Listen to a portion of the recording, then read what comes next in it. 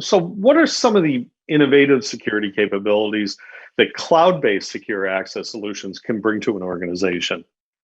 Definitely. Cloud is a very important consideration, as you know, and as has been deployed.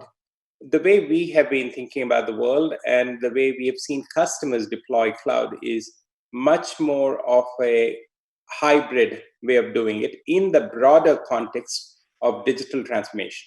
So even the very first question that you asked about remote access and the strategic nature of it has all got to do with a broader trend of digital transformation.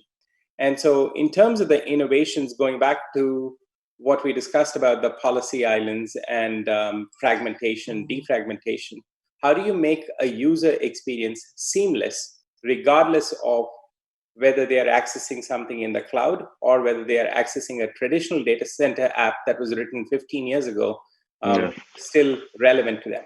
There is significant innovation possible in terms of tying those two things together and not forcing a specific paradigm on enterprise customers. So that is one aspect of innovation that is ongoing.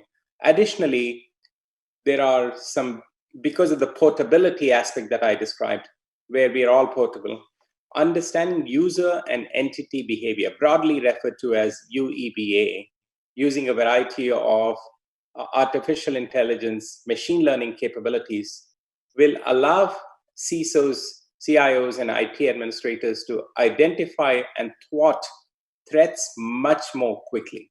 And so there's significant innovation in that space. And when you have multi-dimensional access, like what I was describing earlier across user device network application, you're able to come up with like very innovative ways of understanding user behaviors, entity behaviors, and protecting enterprises proactively. That is really the second piece of it. And third is ecosystem integrations.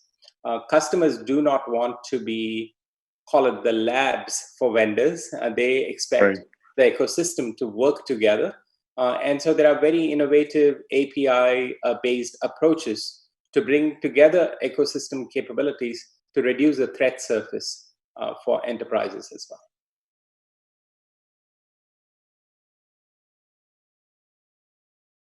Sudhakar, staying on that innovation topic, can you expand on how AI and ML are being used for secure access? Definitely. This is actually a very exciting field of continual innovation, I would say. When I say continual innovation, it's in the context of when we think about access and authentication, people think of them as static concepts. As secure access evolves, access and authentication are continuous and adaptive. For instance, how do you escalate a user's privileges? How do we decrease a user's privileges or an entity? When I say entity, a thing in this context. So as users, we typically have specific roles, like I'm an administrator, I'm a finance person, and so on. As the world of devices comes into secure access, the roles and realms, so to speak, continually expand, and therefore access and authentication also have to be continuous and adaptive. And so this requires constant application of machine learning, as in you're learning about the behavior of users and entities, and then applying those learnings to detect risk scores, for instance, for various entities, and then basically take corrective actions dynamically without administrator intervention. So that whole area is prime for the application of artificial intelligence and machine learning. And being an access company, we are at the forefront of driving some of the innovation in that space.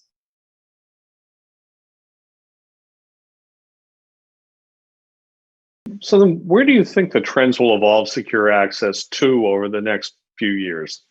So over the next few years, I believe Internet of Things becomes a lot more relevant for us.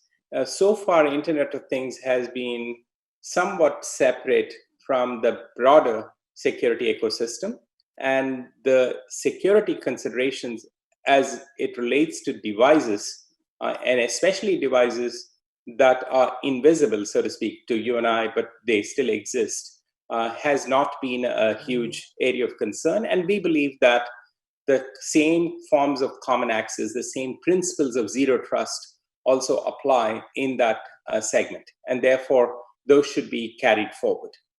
Related to that is the user and entity behavior analytics pieces, which again, devices behave differently than you and I as humans. And that creates an additional possibility for innovation and trend going forward. I will also highlight, going back to the very first question you asked, Bob, that remote productivity is here to stay. Every enterprise that we talk to after this pandemic are not saying it'll be coming back to the same way of working. And therefore, there are innovative possibilities across user experiences, simplification, policy integration across the board, which will all have to be expanded to multiple forms of access and multiple devices, which in many cases will be several fold more than the number of employees that are there in enterprises. Well, Sudhakar, thanks for sharing your insights with us. It's been a pleasure speaking with you. Thanks a lot, Bob. Thanks for having me.